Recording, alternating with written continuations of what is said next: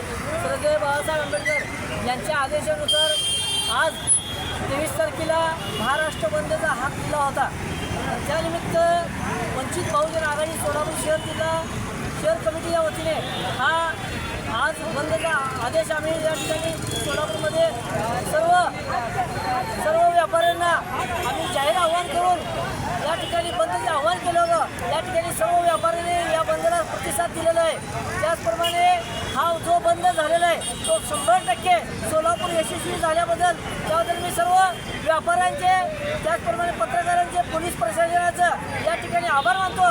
कारण जे विद्यार्थी हल्ला झालेला होता दिल्लीमध्ये ते कुठंतरी जनतेची विद्यार्थ्यांच्या पालकांची एक खतखत होती आणि त्याने स्वतःहून उत्स्फूर्तपणे या बंदमध्ये सहभागी झाल्याबद्दल वंचित बहुजन आघाडीच्या वतीने मी शहर महासचिव विनोद इंगळे या सर्व व्यापाऱ्यांचं पोलीस प्रशासनाचं मीडियाचं या ठिकाणी आभार मानतो आणि परत एकदा हा बंद यशस्वी झाल्याबद्दल मी आभार व्यक्त करतो।